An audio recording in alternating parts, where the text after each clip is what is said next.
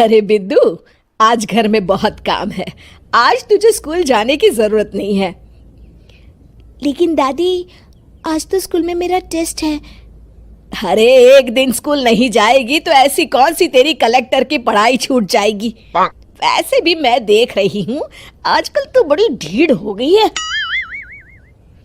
अपनी दादी की बातें सुनकर बिंदु नाराज हो जाती है। तभी उसकी माँ कहती है, अरे बिंदु, इतनी छोटी बात पे मुंह फुलाने की क्या जरूरत है। दादी बिल्कुल सही कह रही हैं। लड़कियों को तो घर के काम काज सीखना चाहिए। अरे बहू, रमेश के लाड़ प्यार ने इसे बिगाड़ रखा है। कम से कम तू तो मेरी बात समझती है। अच्छा, मेरी पूजा का समय हो गया है, मैं पूजा करने जा रही हूँ। इतना कहकर रमेश की माँ वहां से चली जाती है।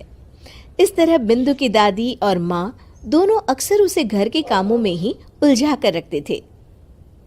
कुछ दिनों के बाद राजू और बिंदु के 10वीं के रिजल्ट्स आते हैं। दोनों बच्चे दादी को अपना अपना रिपोर्ट कार्ड दिखाते हैं।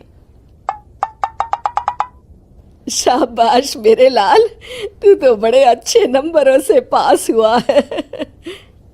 तभी बिंदु कहती है, दादी मैं भी अच्छे नंबरों से पास हुई हूँ।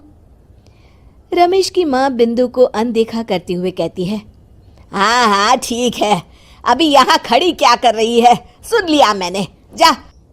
जाकर मेरे लिए चाय बना कर लिया। बिंदु उदास होकर चाय बनाने किचन में चली जाती है। तभी राजू कहता है, दादी मैं क्रिकेट के कोचिंग सेंटर में एडमिशन लेना चाहता हूँ। अरे वाह राजू बेटा, ये तो तूने बड़ी अच्छी बात कही। तू कल ही अपना एडमिशन करा ले, जितनी भी फीस होगी मैं दे दूंगी। अरे एक दिन मेरा पोता विराट कोहली बनेगा। इस तरह अक्सर रमेश की माँ अपनी पोती बिंदु के साथ दुर्व्यवहार करती थी। कुछ दिनों के बाद रमेश की माँ और उसकी पत्नी दोनों सास बहू मिलकर राजू का एडमिशन अच्छे स्कूल में करवा देते हैं, लेकिन बिंदु का एडमिशन नहीं करवाते। इस बात से नाराज होकर बिंदु अपनी दादी से कहती है, लेकिन दादी मुझे भी आगे की पढ़ाई करनी है। अरे क्या करेगी आगे की पढ़ाई लिखाई करके हैं? आज से ये पढ़ाई का भूत अपने दिमाग से उतार दे। इतना कहकर रमेश की माँ वहां से चली जाती है।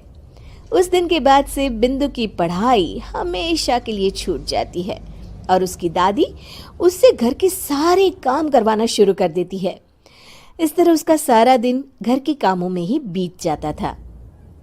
कुछ दिन बीत जाते हैं और एक दिन रमेश छुट्टियों पर घर आता है। बिंदु को घर के काम करते हुए देख उससे कहता है, अरे बिंदु बेटा, तुम स्कूल नहीं गई? पिताजी, दादी ने मेरा एडमिशन कराने से मना कर दिया है।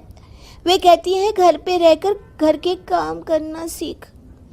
अपनी माँ का ये बर्ताव देख रमेश को बहुत गुस्सा आता है और वो अपनी माँ से कहता है, माँ ये तुमने क्या किया? आगे की पढ़ाई के लिए स्कूल में बिंदु का एडमिशन क्यों नहीं करवाया? अरे बेटा, लड़की जात है, ज्यादा पढ़ लिख कर क्या करेगी? वैसे भी शादी के बाद तो इसे घर के ही काम करने हैं ना। तुम किस जमाने में जी रही हो माँ? अगर कल्पना चावला के घर वाले भी तुम्हारी सोच के होते तो क्या वो पूरी दुनिया में हिंदुस्तान का नाम रोशन कर पाती?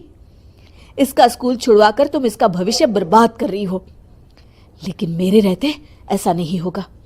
बिंदु बेटा, कल ही तुम्हारा एक अच्छे स्कूल में एडमिशन करा दूंगा। तुम जितना चाहे उतना पढ़ो, मेरे होते हुए तुम्हें किसी बात की चिंता करने की जरूरत नहीं है। अपने पिता से हौसला पाकर बिंदु खुश हो जाती है और कहती है, जी पापा, मैं खूब मन लगाकर पढ़ाई करूंगी और बड़ी होकर डॉक्टर बनूंगी। ये हुई ना बात, शाबाश मेरी बेटी। शिक्षा, लड़का हो या लड़की, हमें दोनों को आगे बढ़ने का मौका देना चाहिए।